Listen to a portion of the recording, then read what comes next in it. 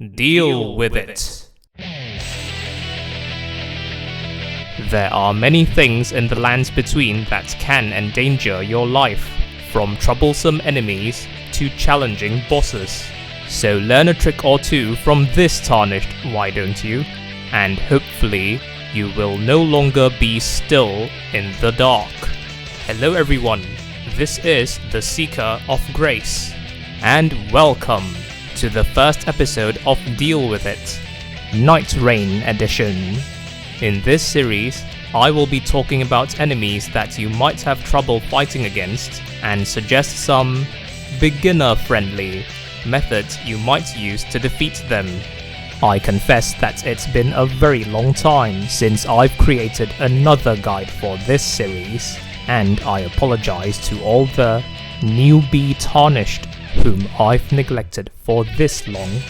But our adventures in Nightreign have just begun, and I think now is a good time to return to this series, and I'll try my best to help all of you beginners to defeat all those notoriously difficult enemies in the world of Nightreign.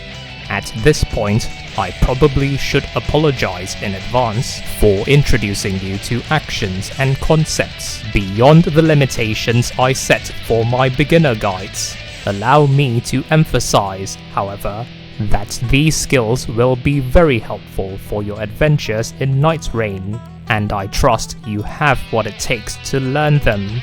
Also, I promise to return to the beginner guides for the world of Elden Ring. And if you wish to see more of such beginner-friendly guides, then please click on the like and subscribe buttons.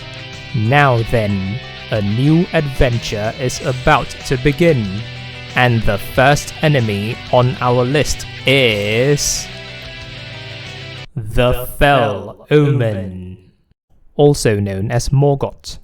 Oh, how far he has fallen! The once all-powerful monarch of the holy city of Leyndell has now been reduced to a tutorial boss. But don't be mistaken, he may be crestfallen, but he is not defenseless. In fact, you might have struggled so hard to beat him, only to find yourself being walloped so hard by him that you flew all the way to the Round Table Hold, possessing no memory of what happened in between. Well, to be fair, killing this boss is optional, and the reward you obtain from it is somewhat niche. But this boss fight is a precursor for many of the other fights you will have to face in the future, and the skills you learn that I teach you right here will be helpful in dealing with all these other enemies. But I digress. Let's return to the guide proper. I shall split this guide into two segments: the preparation phase and the battle phase. Let's first talk about the preparation phase. I should clarify at this point that it's not as simple as following the instructions in the tutorial. This is because the tutorial is aimed at teaching you basic actions and concepts and will not cover finer details such as optimal preparation. That said, these are the things I want you to do differently. Firstly, kill every enemy as far as possible using charged heavy attacks, guard counters, and critical strikes. These are the best ways to charge your ultimate gauge, and if you make this extra effort, you will find your ultimate gauge fully charged by the time you reach the foot of the fort. You might struggle to hit these enemies this way, and you might suffer several injuries in the process, but you have all the time in the world to finish them off stylishly. And if you're running low on health, your Crimson Flask replenishes periodically, hence you will never have to worry about running out of healing resources. And if your ultimate gauge is still not full by the time you reach the foot of the fort, There are still a few more enemies at the peak of the fort, which you can kill to charge your ultimate gauge. Secondly, assuming you're not skilled at switching between weapons, I strongly suggest wielding Roger's rapier in your right hand and the cold katar in your left. This is because the katar can inflict the status ailment Frostbite after hitting Morgott several times with it. And as for the rapier, aside from dealing a good amount of damage from a critical strike, it also creates magical glint blades periodically, which will automatically strike Morgott from a distance. All these effects will be very helpful in your fight against Morgott. Of course, you may not be used to attacking with an offhand weapon, that is, a weapon wielded in your left hand. In such a case, you should wield the katar in your right hand to attack Morgott with it, and the rapier in your left hand for those magic glint blades. If you're wondering how these weapons are used, worry not. I will teach you how to use them when we discuss the battle phase. And rest assured that you may take all the time you need to prepare yourself. For unlike the bosses you will face in the future, Morgott will kindly wait for you to proceed to the center of the arena before he initiates the fight. And with that, it is now time to talk about the battle phase. This usually begins after you revive your ally, the Duchess, and follow her straight into the arena. But let me remind you again that as long as you stay outside of the arena, Morgott will never appear to fight you, and the Duchess will simply stand there in awkward silence. As I discuss these strategies, bear in mind that Morgott is considered a field boss, and that some of these strategies will not work against arena bosses, especially the Night Lords. First, to initiate the battle, perform a surge sprint from the entrance to the arena, past the Duchess, then around the arena in circles. This is because approaching the Duchess when she's in the arena will trigger Morgott to initiate the fight with a surprise attack. By surge sprinting, you will be too quick for Morgott to track your movements, and his surprise attack will miss. As soon as Morgott reveals himself, lock onto him, then continue surge sprinting around the arena. Most of Morgott's attacks are melee attacks, and as long as you keep your distance by sprinting, none of such attacks will be able to so much as touch you. And against field bosses, you can surge sprint almost indefinitely without having to worry about running out of stamina. At some point, Morgott will turn his attention to the Duchess for the very reason that she is attacking him. While he is distracted by her, use your character skill, Claw Shot, to quickly approach Morgott so that you are in range to attack him. For your information, a character skill is used by performing the Interact action and the Ash of War action simultaneously. Once you are in range, proceed to attack Morgott relentlessly. Start by attacking him with the Cold Katar until he is afflicted with Frostbite. A visual indication of said affliction is when you see Morgott's body coated in a greyish powder and emanating a faint greyish mist.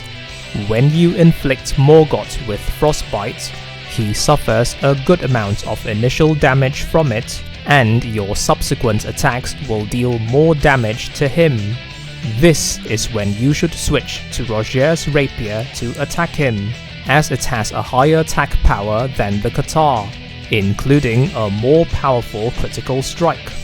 If you are not used to attacking with different weapons, however, I would suggest using the Katar as your default weapon for its ability to inflict frostbite.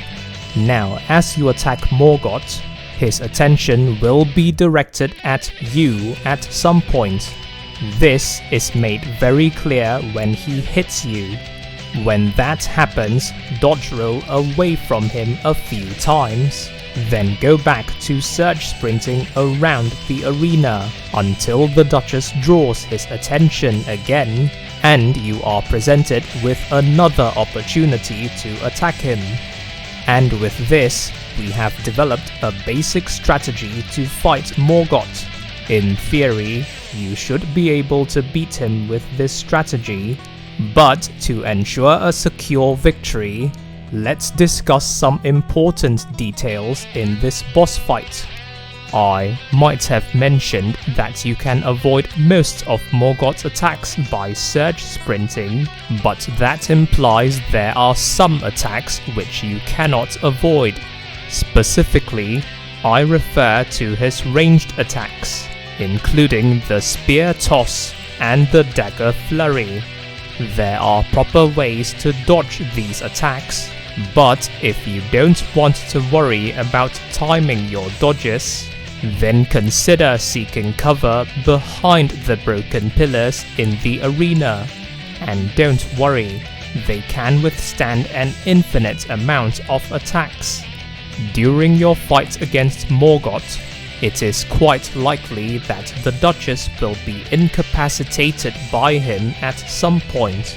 It can be quite tedious reviving any ally the traditional way. Well, this is where you can put your ultimate skill to great use.